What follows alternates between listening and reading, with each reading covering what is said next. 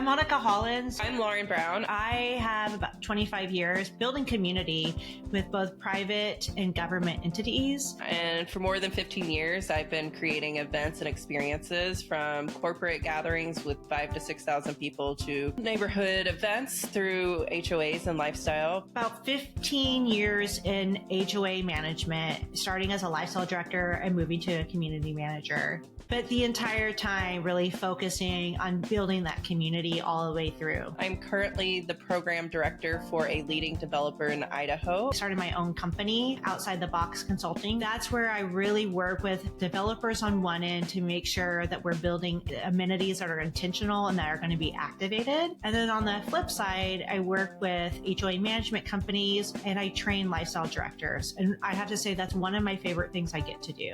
I really just truly believe that lifestyle is the heartbeat of a community, and I'm really excited that I get to do that day in and day out, and I'm excited to chat about it with you and all of our lifestyle friends.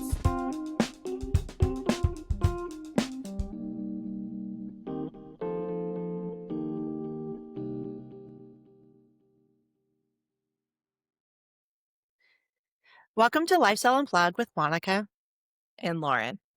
Hey, Lauren. How are you? Hello. Hanging in there. Yeah. How are you? I'm good. Monica, we've all been on the edge of our seats, or at least I know I was. We want to know how band went last weekend. Did we discuss this? No. You told me about the accident, but then you still had to go for Friday and Saturday. Oh my gosh. Can I just tell you, my head is mush. I like that whole week felt so long. You're absolutely right.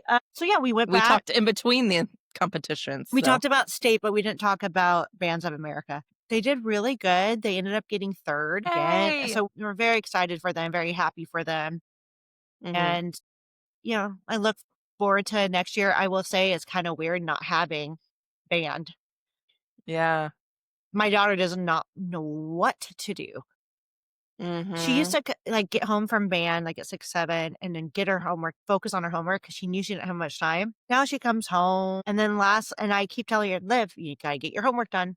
I know, Mom, I'm working on it. You don't sound like you're working on it. And then an hour later, Liv, she's like, Mom, I'm doing it with my friends on the phone. Okay. And then last night at o'clock, she's like, oh, this is due tomorrow at 8 a.m. I don't know why my teacher has it due at 8 a.m. tomorrow. Well, that's beside the fact. You've had ample enough time to get it done. This is a you problem. It's funny because you predicted that, right? Because didn't you tell me all the other parents have told you that once band's over, you got to keep them involved because their grades start to drop. That's so interesting. Yes. I was kind of giving her this week off and then we'll get her into the guitar lessons and she'll start doing lessons for marching band for next year because she wants to try out for at least one next year, which is a different instrument. So she will be busy next week. I'm giving her this week to kind of breathe, but I'm kind of regretting it. I kind of wish I would not. Yeah, I kind of wish I didn't give her any time. It was just, you get no time, child. Get back to it. So it went well. Thank you. And good. You guys don't have to hear my marching band stories for a really long time. We love the stories. I mean, I would like for you all not to have any train stories, just for the sake of everybody. But... Yeah, me too. So how are you? I'm good. Honestly, my daughter was sick all weekend, and now I have it. So the joys of back to school season. I guess it's not even back to they've been back in school. Yeah, they've been back at school. But yeah, I don't know. It's going around at her school. I went to drop her off today, and I didn't recognize a single teacher because all the regular ones are out sick. Whoa. Yeah. So it's going around right now. Yeah. Well, I hope you're feeling okay. Hope you can get through today with how you're feeling. I got my hot tea. Okay. Best dog mama ever. So, oh my gosh, I need that. I love it. I know, right? It's so nice cute. And warm and cozy tea. So that's it's just a sore throat, but I know nobody wants the sore throat, so I'm kind of quarantining at home anyway, just because. Good also, idea. I have my winter market this Saturday, so I'm kind of like, okay, I got to get better. Yeah, you do. You kind of I don't want to scared get me. more sick. You're Why? like, "Also," I was like, "Whoa," like, It you're just so reminded excited. me. I was like, "No." Sorry to be to scare you guys. I just, like, it startled me. I was like, "Oh god, yep, that's a Saturday." So, I think every we lifestyle person can relate to that though, Lauren. yeah, It's you're like just like, having a "Oh, yeah, conversation, that and it's event." like, oh my gosh, who's coming? Hold on. Woo!" It's like, "I'm ready. It's planned. It's planned," right? Every email that I get right now that says winter, the number of food trucks that I have booked for this thing and canceled, I mean, that's common, right? Like, we go through food trucks, "Oh, I had something come up, blah, blah, blah." I have reached out to at least 10 or 12 different food trucks because they just keep dropping. Why are they dropping? It's Because they have another event? I don't it's been a variety of reasons, different event, their generators broken, I don't know, just different things, and, I have 2 locked in, and I got an email from one of them this morning, and I was afraid to open it, but they were You're just, like, "No." I was like, "No, no, no, no, no, no, no, please be there." But no, they were just confirming that we received their registration details. I was like, "We You're did, like, "Yes, we yes." did. You're locked in." I mean, at this So, point, I will pay you to be there. Just come, please. well, I was actually gonna ask you about that. Do you offer them to make a minimum? How do you do it? So,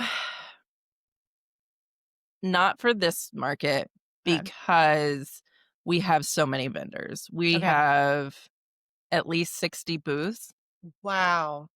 and then Santa's gonna be there, and he usually brings a crowd. Yes, definitely. So, I don't have to worry about their minimums so much at the bigger market, but when we have our regular weekly markets, we do a program where if you purchase something from one of our vendors, Mhm. you get a meal ticket for a free entree.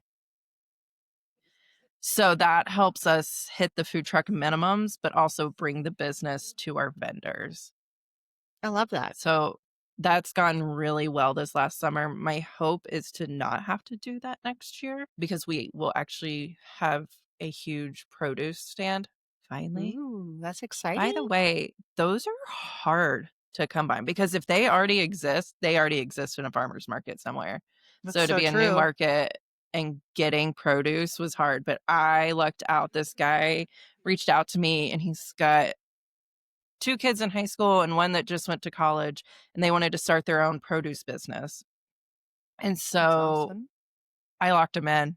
I was his first person. I have so many communities, don't call anybody else. Like, You're mine. You have I'm called me and now you're mine. you are mine. So, we did a few trial pop-up produce markets this past fall, and they went so well because they do fruits and vegetables, obviously, but then they have dairy and meat, and they make homemade lemonade right in front of you, and they have sourdough bread and cinnamon rolls. They Oh, have amazing. everything.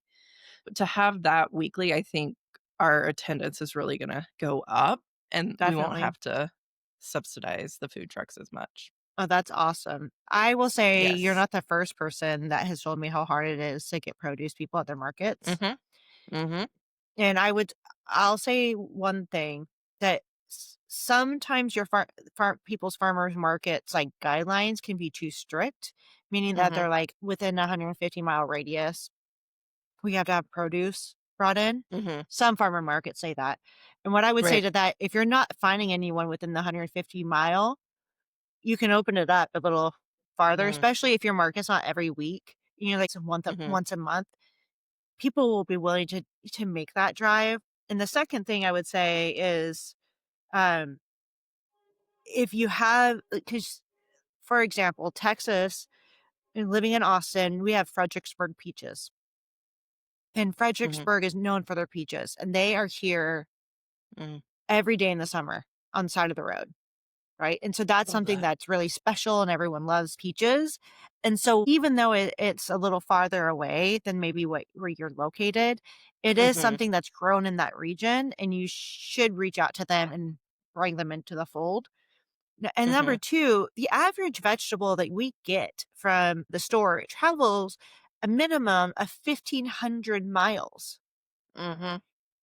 And so when your vegetables get there, they're not as fresh as you're gonna get from a Mhm. farmer's market, even if the farmer's market is 200 miles or 300 miles. Right. Understand at that, right? From when they pick it to when they bring it to your farmer's market is gonna be so much faster.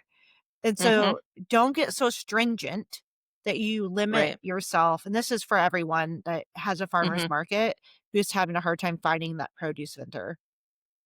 And I would say too, Monica, we're going into our 3rd season with this market, and initially our market was that it had to be made by you, grown by you, and you had to be the one there, just because that's how our market manager Yep. had is running another one of her markets. Yes. But this produce stand, while they do grow some of their own produce, they source within the 3 or 4 states around Mhm. us to bring that produce in. But it comes directly from the farm, and Mhm. the sourdough is made that morning, so it is very fresh, but it doesn't meet those guidelines. But trust me, like, it's some good fresh vegetables and Definitely. fruit. I think your point is a really good one, that it's okay to loosen up on those guidelines because our residents are thrilled and they don't care that it's that Okay. peach is from Washington instead. I mean, they don't care because it's not like they know how fresh it is, so And that's the difference. It's all about how is the farmer farming, right? Is it the same right. kind of guidelines that everyone else has to follow? Is it if Mhm, it's organic or whatever it may be? The other thing I would say is when it comes to the farmers markets is one of the things I saw that, when I helped run some markets, the biggest obstacle a lot of these farmers had is staffing. mhm, mhm. We would be at your market, but we don't have the staff to do it. Yep. Um, and so that's something that to think about, and sometimes you can brainstorm with them too, Mhm, um, especially if you believe you're gonna have a very successful market and you're like, "Listen, I promise if you just get someone here mhm, and pay somebody, like, I can connect you with someone maybe in the community that mhm, you guys could work with." I would say, try to be creative. Obviously, you don't wanna, bear any of the responsibility, but you could put an ad out, mhm, community newsletter, "The farmer needs assistance, contact them for further information," where you're putting that information out. Because that's what I have seen where mhm. they have everything they need to sell. They just don't have the Right. people to help sell it. Yeah, and I would say too, if you are desperate for produce, waive their fees, get them in there. Yes. 2, this kinda goes back to my soapbox about education, but know your seasons because 1, if you're in a warmer climate, sure, maybe you can have a year-round market. We run ours from April to October, but produce is the end of May, maybe, to August Mhm. here. So, how are you continuing to keep plenty of booze at your market outside of that? And that's where the dairy and the meat come in Yes. because that's still a way Y for those vendors to get in there, even though they're like, I don't have any produce yet. But then we educate at our information booth because everyone comes, where's the produce? So we have little flyers that show the season of produce I in love our that. area and they know which months they can expect what produce. Oh, I love that. That's so smart. And you're right. It is about education, letting people Mhm. know and letting your residents know, especially because they're Mhm. going to be the most vocal. If your market is open to the public, it will be your residents. Um, Mhm. and, to anyone starting a market, and this is kind of funny because this was not going to be our original topic, but I like where we're going. So we're going to continue Yes. here because I think it is useful. But if anyone's thinking about starting a market, know that it is a lot of work, Mhm. and it does take a lot of time, especially Mhm. if you don't have a market manager, and so Yep. one thing I would recommend is to have a market manager, and that is Yes. someone who gets paid. They get a percentage of the booth fees, for example, or they can get it however you set up the contract with them, but they're in Right. charge of setting the market up for you. But where I was going with this is we have a market in my community that is on Thursdays from 4 to 6. And it's Mhm. not your common time for a market, Mhm. but I will say it's highly attended. That's They get awesome. a lot of people. So, that's one thing to think about is it may not be a Saturday or a Sunday that you're typical that you're Mhm. used to having these markets, but sometimes when you do it on an off day, you can get Mhm.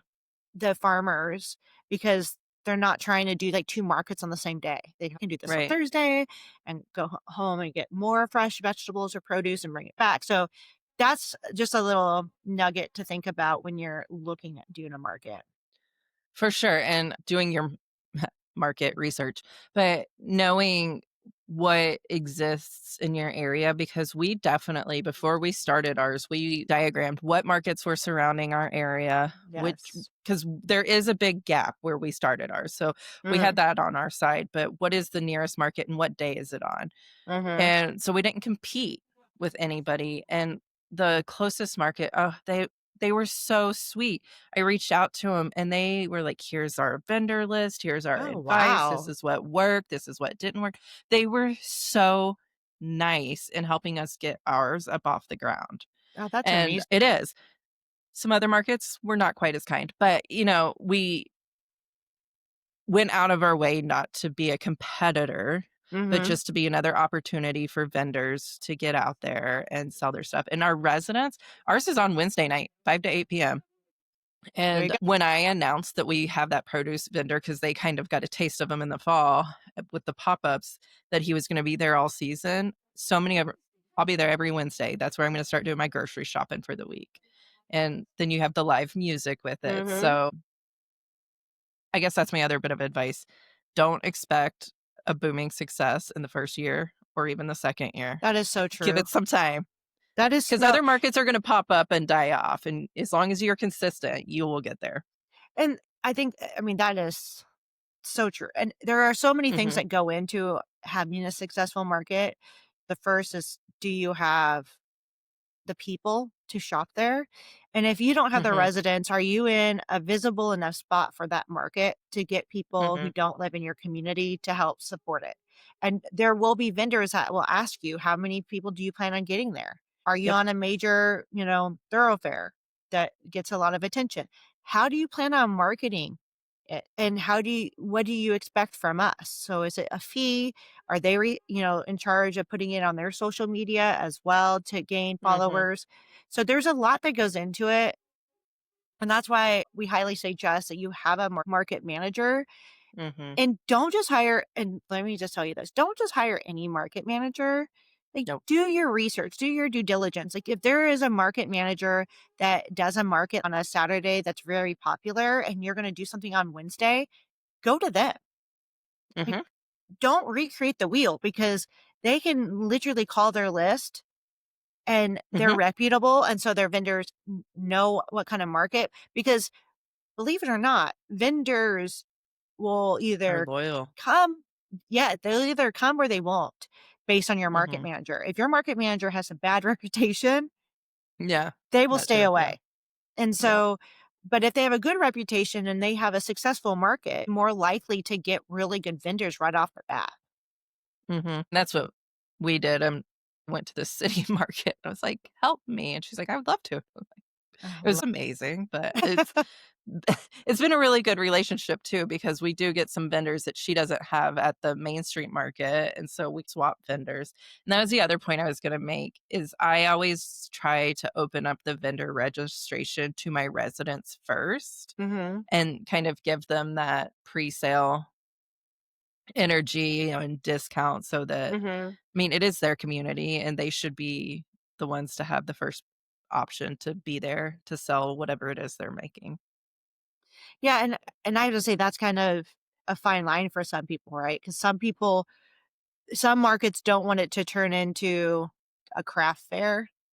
But what Mhm, I would say to that is you can have 2 sections, but making sure that you mhm, don't dilute the farmer's market aspect, but just add on to it. Like, you can have a section that can be more craft-like, but I think having your residents involved is key because 'cause they're gonna get mhm. all their friends to come, but Yep, just make sure that the market manager can juggle that and can make sure that right. they are giving them the special attention that they expect.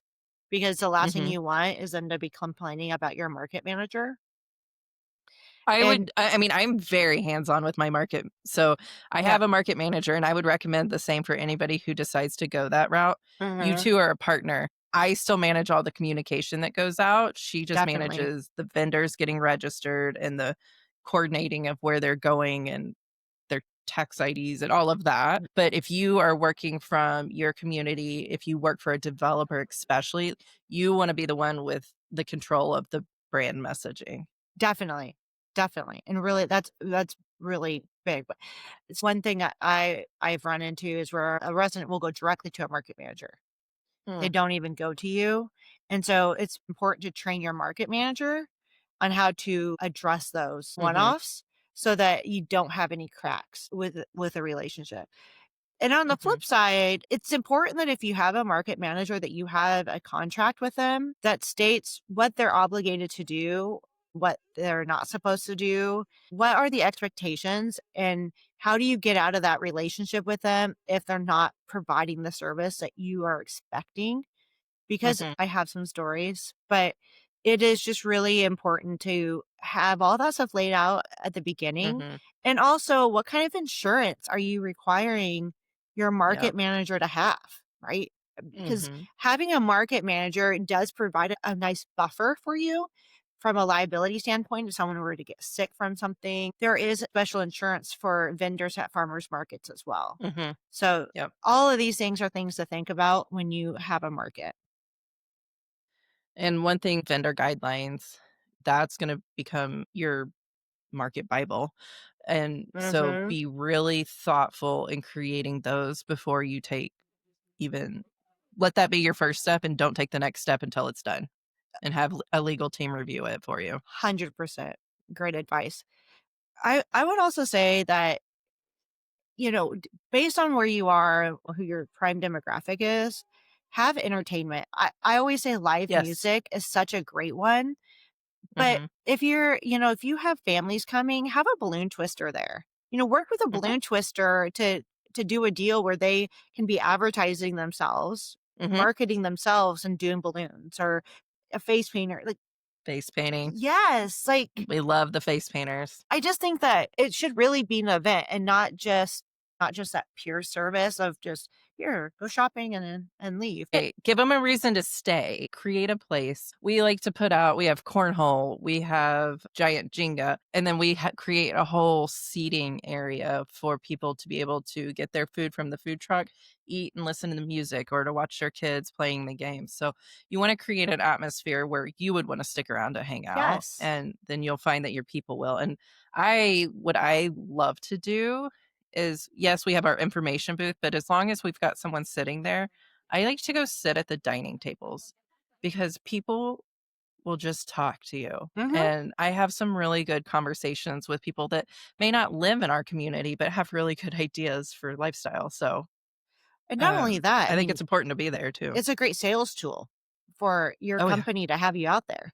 Like, Yeah. because you get so many people who may not live in the community coming by, and then they sit down, they start chatting with you about all the Hmm. different events, and they're like, "Wait a second.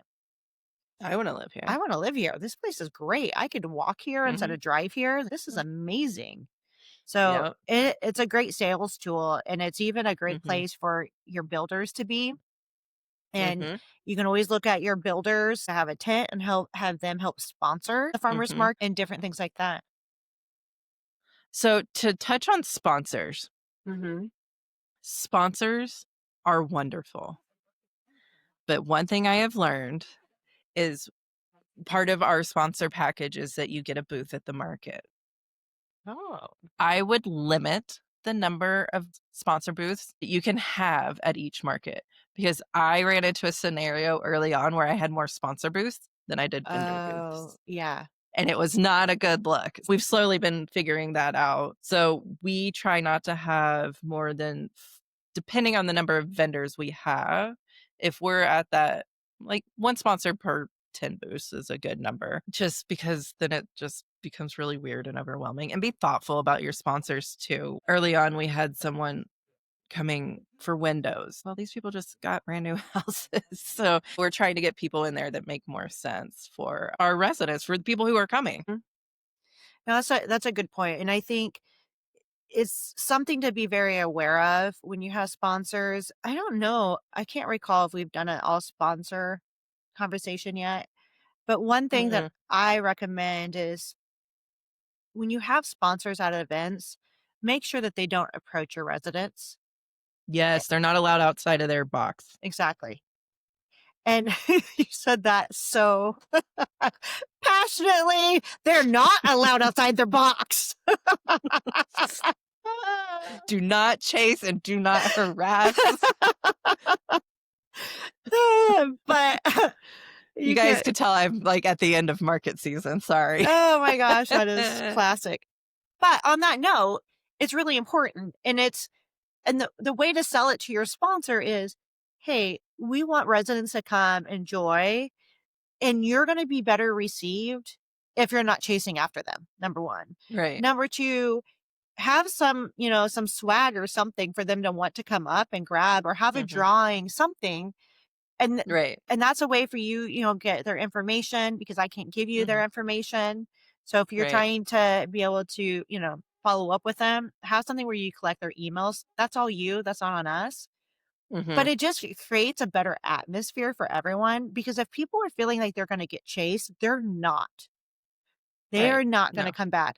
I just think of whenever I go into like the grocery store Oh, or Costco and they have like Spectrum TV or whatever it might be, cable, and satellite, you're just like and they're like, head "D down, eyes down because you don't, yeah.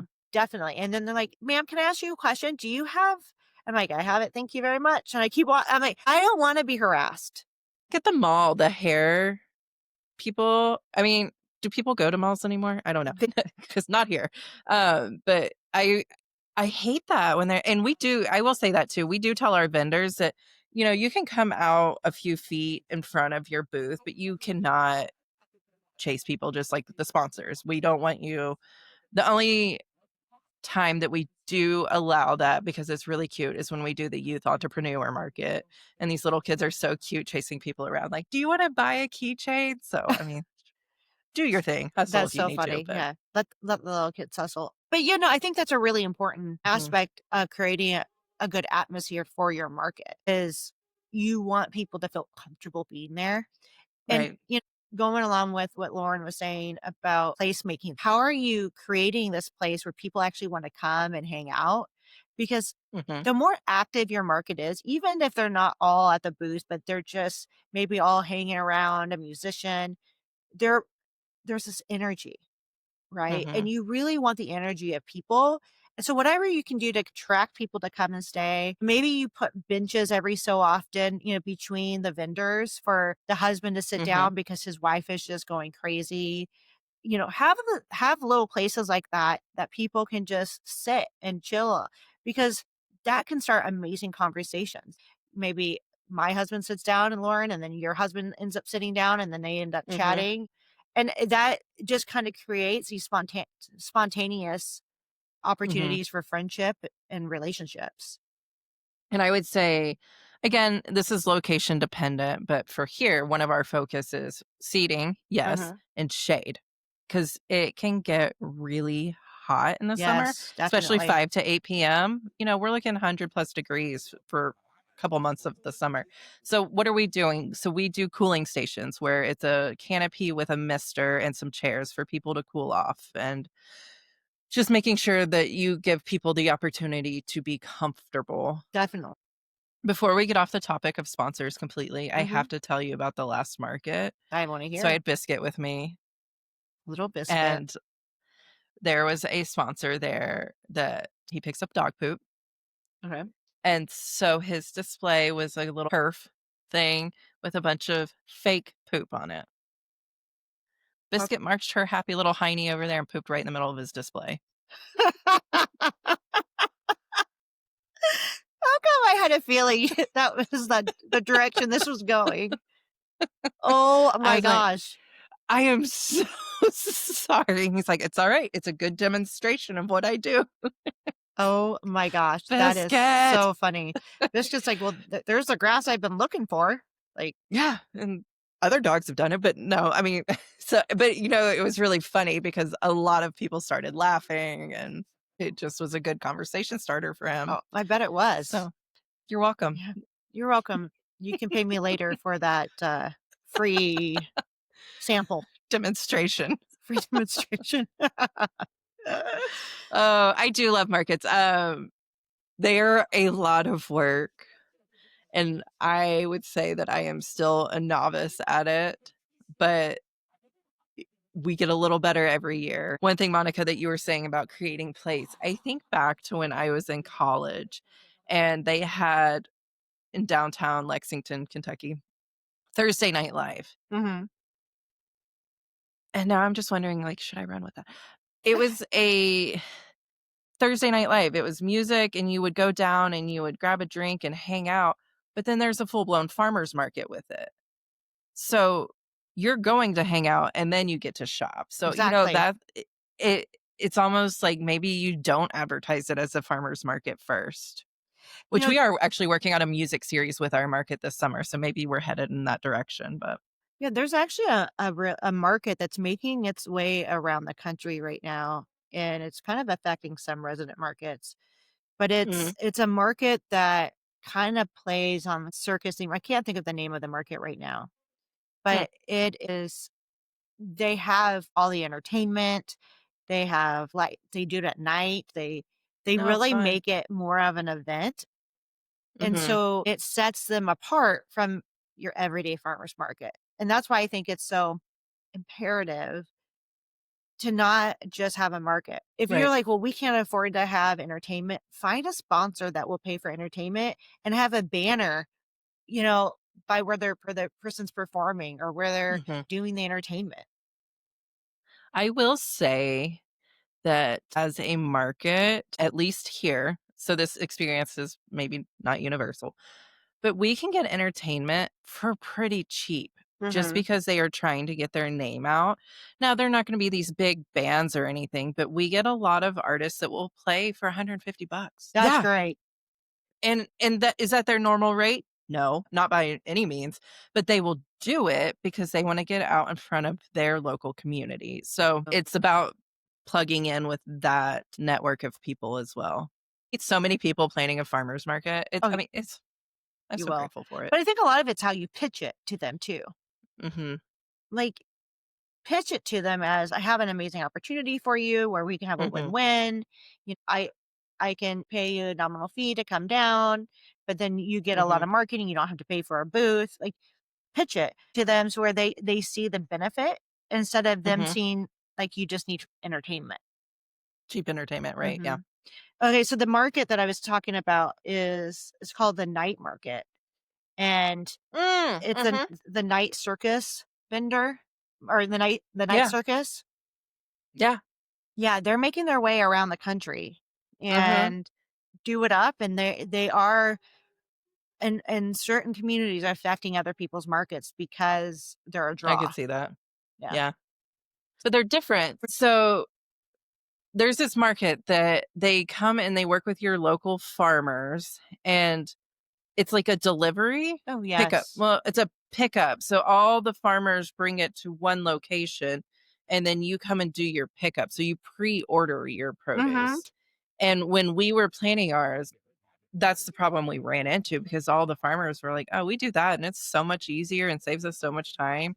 So again, finding a produce person and making it worth their while, but also making it worth people's time to attend that market over just picking up a box somewhere else. Yeah, and if a market is not something that your community can do, right? Because you just Mhm. don't have the space. There's a lot of factors that go into if you should do a market or not. Right. There are those opportunities to get the garden boxes delivered, Mhm. and which is really, really nice where they can pay for it. A lot of times it's not a monthly fee and they get an automatic box and it gets delivered to the community center and then they can go and pick it up. Mm. So that's also an option if you're trying to provide some healthy alternatives for your community Mhm. that they can't get at the grocery store or you just don't have the ability to do a market. I would say, and I know our situation is unique here where we have several developments in one town with lifestyle people. I would never dream of putting a market in every single one of those developments. So don't oversaturate your market. If there's already a ton of markets, just maybe figure out how to do the boxes or just do a small pop-up market even, which it's just produce or just for craft vendors. Those always go really well too. Oh, definitely. You can, easily bring in, a CSA, which is a lot of times what those boxes will be that you get delivered. Mhm. You're going to be part of, CSA, community supported agriculture is what it stands for. But basically, Mm. what you're doing is you're paying for a subscription and then they will deliver it based on your subscription. I would say a great way to kick that off, to your point, is have that CSA come out and pop up a Mhm. tent and talk about Mhm. what they have to offer and advertise that so people can come down and talk to them, understand the CSA and kick it off. And you can have it quarterly and then they could talk about the different, produce that they're going to have for the next Mhm. season. It just, I think, allows you to have that ability to have fresh produce without having a huge market. But I could see having them do an education session, right? I don't definitely. I'm guys, I'm not a nerd. I didn't love school as much as you would think I did, but I do love educating. But I think having it because then it becomes an event, and then maybe they get coupons for their first order or something like that. Because you can really just you can build off of anything. I feel like I mean, seriously, even having like a chef come in with a CSA and talk about what can you make. Here are some recipes that go along with this so fun. box, right? You can make it, and it doesn't even have to be something you cook. It could be maybe you have thyme or mint or something like that. You can do cocktails or mocktails and have Yeah. that in the clubhouse. Like, there's a lot of things you can do to make it fun and educational Hmm. too, to kind of go back to your point. Education is programming, to be quite honest. Hmm. It's a great opportunity for programming is to Hmm. educate residents because I don't know. I'm someone who always likes to learn. Hmm. If there's something I can learn, I'm right there. And I think a lot of people are in that mindset. They want to Hmm. learn. And so having those opportunities to do so is a service to the residents as well. It's making learning fun too. That's where you get your attendance, right? Like I go back to Brooks thing where she does mixology classes. Yes. I mean, that's so fun. Of course, I want to go learn how to do that. And then to have this mint that we've grown here locally, like, I mean, it becomes a thing. And so, um, gosh, we have cool jobs. Seriously. One of my favorite communities was out in California, and we had this amenity that's Miralon. It's such a beautiful Hmm. community, but it had what we call the hub, which is the coffee shop area and olive Hmm. oil, where you can get fresh olive oil. And then we had a Ooh. separate bar, and then we had a separate fitness area. We had these different buildings that Hmm. represented different things. And then we had a separate culinary kitchen, that Mm. you could open the doors and you could have a whole bunch of people learning how to cook because it had a camera and it Oh, had all this stuff. But not far oh, from it, that's fun. was I can't tell you, I love that community, but not far from it was our I love. You Pick Gardens. And Yep. so our bartenders, when they would come in, they would go over and they're like, okay, let's do, lavender mojitos, or let's Mm. do, and they would grab whatever was fresh, pick it and bring it over to the bar, and they would use it as a garnish. And same when they're doing any cooking demonstrations. Oh, you want to learn how to cook up the squash? Here's some different recipes, fresh from the garden. I think there's a lot of ways that you can incorporate food from the markets in Hmm. a fun and Hmm. exciting way. And I think that's something else to think about for your farmers markets is look at having a chef that can come out with a couple hot plates where they can Hmm. actually maybe make a Demo. soup, or that they can demo some of the produce that's there, because My everyone brain is loves to watch just that. yes. And then they get to taste test. I another thought I had, so container gardening. Mhm. We do a class in the spring in our 55 and up communities because they don't have yards on container gardenings. And I feel like you could kind of do I'm making this up as I go, but the kitchen container Mhm. cooking Mhm. classes, that could be a fun thing to have at a market or really just anywhere. Just, okay, you can grow basil and Mhm. thyme and these things in your windowsill in your kitchen, and here's how to use it. Mhm. This well, and here's the other thing. There is a right way to pick produce and a wrong way to pick produce. And so I think that's Yes. the other thing that you could add into that is having the farmer educate or having even some literature around how should you be cutting your thyme? How should you cut your rosemary? Like there are certain ways to make sure that the produce continues to grow or the plant continues to grow and you're not Hmm. just ending its life for one thing. Okay. Well, guys, we were not going to talk about markets today, but clearly I love markets. I love markets too. I do think that they're important. I think it's They something are. that a lot of residents gravitate to. It's a great opportunity for people to come together. People love Hmm. coming together around food and drink. I love going to markets. My daughter loves going to markets. It's good for all ages. Hmm. And dogs love going to markets. Oh, they totally do. I was going to say that. My dog loves going to the market. Oh my gosh. Well, biscuit. But at the last market, there was a lady who had a litter of golden doodles that Mm. she was trying to socialize before they went to their new home. So she had a wagon full of golden doodles Oh, that just just made walking through the market. And I was just chasing her down it because, like, one of the puppies fell out of the wagon and I grabbed it. And I was like, do I have to give it back?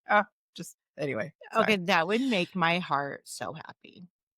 Oh, everybody. Now that created a place because that woman had a crowd around her all night. She did not get much shopping done, but those puppies did get a lot of socialization. So if I were you, I'd be reaching out Have to her. her to do puppy yoga. Yes. The Yes. next time Mhm. she has some puppies, do some At the puppy yoga amphitheater. with her. Yes. Mhm. Puppy yoga. I just like I hope who you guys are taking notes too. I mean, this is as good for me as it is for anybody listening. Puppy yoga, because I also want to do like an adoption event with the Mm, Humane Society. Those are always really good too. those are awesome. Like Barks and Brew, Pups and Pints. Yeah, there's so many fun things to do. This is But making me excited for 2026 market season. yay. Look at that. 2 weeks off of the market and I'm already ready for next season. Look at you. You're ready. I'm You're ready. amped and ready to go. Yes. But and the one thing I want to say too is having a holiday market is amazing because it really helps residents and small businesses be able to get Hmm. out. The holidays is the best time of year for any business, unless you're, I don't know, maybe selling something for the summertime only. But, Hmm. for a lot of people who have businesses that sell toys or clothing, or even different Just types any of food crafts. or crafts, the holidays are a huge time for them. And it sometimes is their year. Sometimes they're Hmm. just trying to get by until they get to the holidays because that makes their Hmm. year.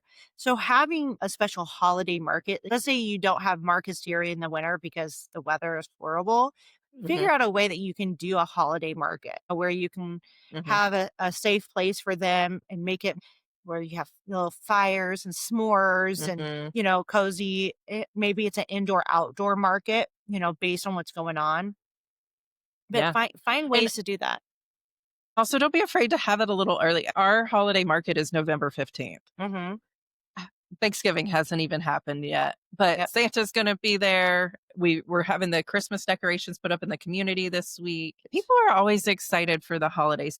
It gives them an extra date to get out there and sell stuff before it gets really busy. So yes, it is a little earlier than normal, but But so good.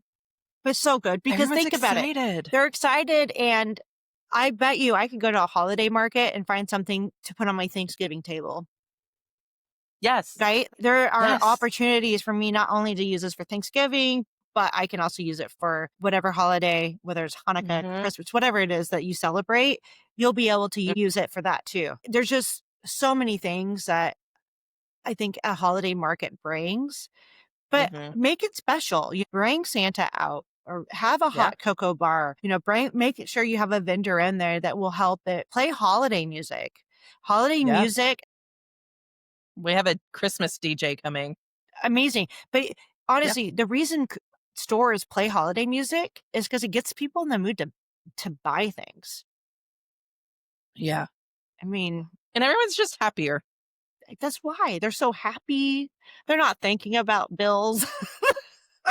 They're like, "'Tis the Bill season. Schmidt, 'tis the Charge it." season. The charge it. I'm giving. Oh man.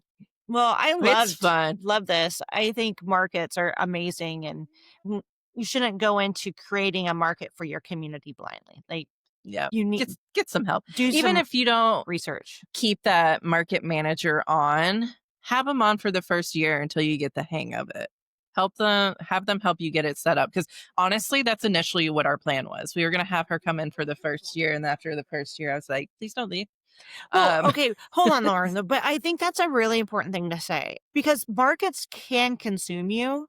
And so it's mhm, really important for your developer or your board to know that. Do you want me to be a market manager or do you want me to be able to do mhm, events? Because right. it's can be really difficult if you're a one man or one woman shop and you're expected Mhm, to do the market and you're expected to do these amazing big events. mhm, Make sure that you're considering that and what is mhm, the vision of your community on what they want to offer. So to make sure right. it's realistic. Yep. And yes, there is no way that I could run it by myself and do everything else that I do. And really there's It no is it's reason. almost a full-time job. It's nice that there are people that you can contract out to do that, and they've got a process, so you don't have to learn as you go. No, and it's so what I love about it too is that it also helps you with just the liability of it. And that's how I would sell it to my developer. Mhm, Like, mhm. you have Yeah. someone that you kinda lease the area to for set a time, and they can come in and Mhm, they can have their market, and you tell them how, mhm, things need to be branded and how you're going to assist on the branding and oversee it. Like, you can make it a win-win for everyone. mhm. So, it So, yes, just markets can be scary and overwhelming, but as you watch it grow, it's like a little baby market. We've been calling it our little baby market, and I think we're going into our teen market years, so it's fun to watch them grow. and the memories that can be made at markets, like my daughter, one of my former client, we had a market and I brought her to the market. And this was back when she was probably 7. She connected with some girl because we had some little train that the kids jumped in and Cute. the train took them around the market. And my daughter, kids at that age will like anyone. They're like, "You're my best Mhm. friend." Yeah, Um, wanna be friends? yeah. And so we were looking at pictures and she goes, "Oh, that's so and so." I'm like, "What?" And she's 14. That was 7 years ago. But she still remembers She this girl's remembers. name. It was memorable for her, and so don't underestimate that markets are where you can actually create some amazing memories for Mm. families. I think that's a whole nother topic I could dive into is kids of lifestyle directors Oh, yes. and what they think their mom or dad does for a living. Because I know right now when someone asks my daughter what I do for a living, she says, "I play." Really? Because That's if so she's coming funny. to work with me, she's at the farmer's market, she's coming to see Santa, she's coming to the pool parties. Because honestly, to be able to balance motherhood and doing this job, Yes. I gotta be able to bring her with me Yep, because there are evenings and weekends where I'm gonna have to work and I don't wanna cut that time out with my kids. So she comes definitely. and the people in the community know who she is. But Mhm. it's just funny because every time she comes, we're doing something fun or the trunk or treat. So yeah, my mommy plays for work and daddy talks to people. Yes, I will say my daughter really enjoyed my events when she was younger because Yeah. she didn't have to come for the setup. She Right. she came for the fun stuff, and Yep. then she got to where she was old enough to work, and then she became a volunteer. Yeah. Yes, Andy will eventually become a market staff. I'm thinking next season she might be market staff. I could have her running around with coupons or flyers or something. She's old enough. Yeah, we could probably do a whole topic on families of lifestyle Mhm. directors because my husband has had to be a reluctant volunteer at many times where I just leave him. Yeah. I gotta go take care of this. I can't hang out with you. And he's like, "You bring me to events, you just leave me." I'm like, "Well, you know how to entertain yourself. I'm busy. I Yeah, gotta do this. Like, like, I'm working. I got But this." I do think, Monica, like, that's such a big thing, I will say, in my personal journey as a lifestyle director, because when I started, I wasn't even married. And since then, engaged, married, had a kid. And so, how am I able to continue on this journey of life that's going to start demanding more of my time at home Mhm. while in this career path? It is a balancing act because when you are young and single, heck yeah, you got time. I'm going to go party at work, right? And now it's like, okay, my husband's at home, my kid's at home. What? So, how do you juggle that? And Mhm. it is a real struggle that I would say I'm still trying to figure out. I don't know that anybody figures it out, but do the best you can. Mhm. I mean, it is I think you learn as you go what Mhm. events can you have your child at. I mean, any Right. family-friendly event. My child, if it was in the town that we were at, she was at. There Right. was even some events that like, grand openings that she was at because I had to be there Mhm. for 2 weeks, and she wasn't in school, Yeah. so it didn't matter that she was at home or she was with you know, my husband and I were Mhm. on the road together for me to do that grand opening, so I think it's just understanding your obligation and make sure that, yes, you have an obligation to your family, but you also have the obligation to your developer or your board to make Mhm. sure that that event goes well, and I think as long as that event goes well and you're staying connected to your residents, I don't see an issue with it. And I would say at times, especially in my current community, in the 55 and up community, it's a lot harder to take her Oh, there I bet. for events.